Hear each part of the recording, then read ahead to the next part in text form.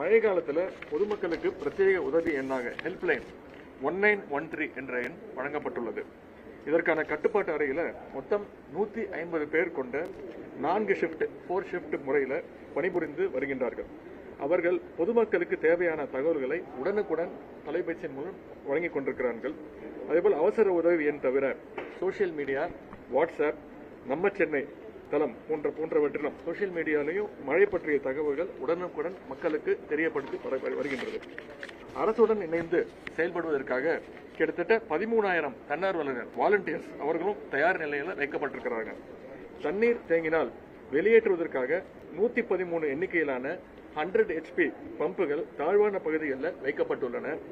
மழைநீர் தேங்கக்கூடிய எந்தெந்த இடங்கள் என்று கண்டறியப்பட்டுள்ள 31 ரயில்வே கல்வெட்டுகள் ஆழமாக சுத்தம் செய்யப்பட்டுள்ளன. சென்னை மாநகராட்சியுடைய அனைத்து வார்டுகளிலும் நிவாரண மையங்கள் அமைக்கப்பட்டுள்ளன. அந்த பகுதிகளில் உள்ள சட்டமன்ற உறுப்பினர்கள் அந்த நிவாரண மையங்களுக்கு தேவையான உணவு, குடிநீர் உள்ளிட்ட விஷயங்களை அரசு அதிகாரிகளுடன் பேசி உறுதி செய்வார்கள். அதேபோல இது மட்டுமின்றி அரசு சார்பாக தமிழ்நாடு அலர்ட் என்ற புதிய ஆப் செயலியை உருவாக்கியுள்ளோம். அதனை டவுன்லோட் செய்து பொதுமக்கள் மழை பற்றிய தகவல்களை உடனுக்குடன் அறிந்து கொள்ளலாம்.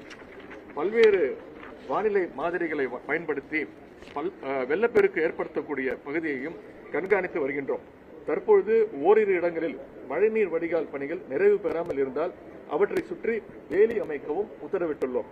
பொதுமக்களுடைய பார்வைக்கு அப்படி ஏதாவது மூடாமல் இருக்கும் கழிவுநீர் பாதைகள் பற்றி தகவல்கள் வந்தால் அதனை உடனடியாக மாநகராட்சிக்கு சோசியல் மீடியா மூலம், ட்விட்டர் மூலம், அந்த சமூக வலைதளங்கள் மூலம் தெரிவிக்கலாம்.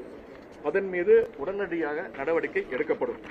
தரையின் மேலே கிடக்கின்ற அனைத்து கேபிள்களையும் மூடுவதற்கு தேவையான அறிவுறுத்தல்களை மின்சார வாரியத்திற்கும் நாங்கள் வழங்கப்பட்டுள்ளன. தாழ்வான மின்மாற்றிகள் அதிக உயரத்திற்கு மாற்றப்பட்டுள்ளன. மற்ற மாவட்டங்களிலிருந்து கூடுதல் மின்வாரிய ஊழியர்கள், EB ஊழியர்கள் வரவழைக்கப்பட்டுள்ளனர்.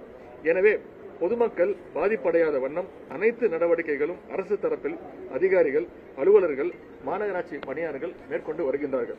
இதை தவிர இந்த மெட்ரோ வாட்டருக்கு இயங்கக்கூடிய பம்பிங் ஸ்டேஷன்ஸ் 356 பம்பிங் ஸ்டேஷன்ஸும் சட்டமன்ற உறுப்பினர்களுடைய கோரிக்கைகளை ஏற்று அவை அனைத்தும் ஜென்செட் மூலமாக உறுதி செய்யப்பட்டிருக்கு. ஜென்செட் மூலமாக இயங்குகிற அளவுக்கு அது உறுதி செய்யப்பட்டிருக்கிறது. அதே போல jet rodding, desilting, super suckers 673 இயந்திரங்கள் இங்கு வரவழைக்கப்பட்டுள்ளன. அனைத்தும் இந்த மழைக்காலத்தில் எங்கேயும் மழை தேங்காமல் இருக்கிறதுக்காக அவை அனைத்தும் பயன்படுத்தப்படும். அதே போல அடிஷனல் சுவர் லாரிஸ் 83 அடிஷனல் சுவர் லாரிஸும் இந்த பணிகளில் ஈடுபடுத்தப்பட்டு உள்ளன.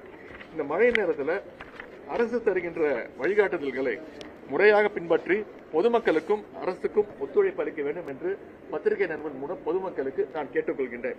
மேலும் பத்திரிகை நண்பர்கள், ஊடகவியலாளர்கள், பத்திரிகையாளர்கள் மக்களை பயமுறுத்தாமல் பொறுப்புடன் விழிப்புணர்வு ஏற்படுத்தும் வண்ணம் செய்திகளை வெளியிட வேண்டும் என்றும் நான் கேட்டுக்கொள்கின்றேன். எல்லோரும் கரம் கோர்த்து இந்த மழை காலத்தில் நம்முடைய மக்களுடைய பாதுகாப்பை உறுதி செய்வோம். நன்றி, வணக்கம். இவ்வளவு ஏற்பாடுகள் நீங்க செஞ்சிருக்கிறதா சொல்லியிருக்கீங்க. ஆனா சென்னை மாநகராட்சியில பாத்தீங்கன்னா குறிப்பா மதுரவாயில இருந்து போட்டு வரைக்கும் போடக்கூடிய இடத்துல இந்த பூமத்துல டெப்ரிஷன் போட்டு இருக்கணும். சென்னையில இருக்கக்கூடிய பல சின்ன சின்ன கால்வாய்கள் என்ன முழுமையா தூர்வாரப்படுற ஒரு புகார் வந்துட்டே இருக்கு. இல்லை, எல்லா இடத்துலையும் தூர் வாரிட்டு தான் இருக்காங்க. அதுக்கு நம்ம நடவடிக்கைகள் உடனே எடுக்கிறோம். இப்போ அங்கே இப்போ இன்ஸ்பெக்ஷன் தான் போகிறோம். அடுத்த கொசசிலார பகுதிக்கு இன்ஸ்பெக்ஷன் போகிறாங்க. தூர் வாரிக்கிட்டு இருக்காங்க. அங்கே போய் பார்க்கறதுக்கு தான் போயிட்டு இருக்காங்க.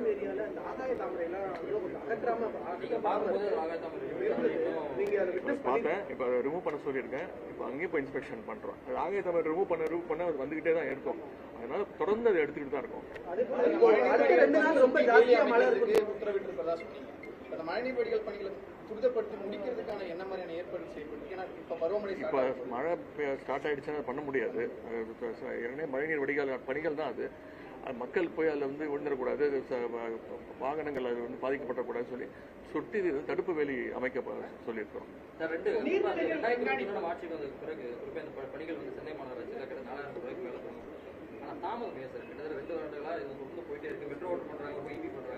இல்லைங்க, தொடர்ந்து 2-3 வருஷமா மழை அளவு அதிகமாகிட்டே இருக்கு. சென்ற வருஷம் பார்த்தீங்கன்னா ஒரே நாளில் அவ்வளோ பெரிய மழை பெய்யுது. அதனால சில விஷயங்கள் தாமதங்கள் தவிர மற்றபடி நம்ம சொன்ன பணிகளை தொடர்ந்து செஞ்சுட்டு தான் ஏற்கனவே ஒரு வாரமா சொல்லிட்டு தான் இருக்கிறாங்க. அது நம்ம ப்ரெடிக்ஷன் தான். அதனால இன்னைக்கு நேற்று சொன்னாங்க இன்னைக்கு நிறைய மழை இருக்க போது சொன்னாங்க. ஆனால் இன்னைக்கு கொஞ்சம் கம்மியாக தான் இருக்கு. நம்ம வந்து எதற்கும் தயாராக இருக்கிறோம்.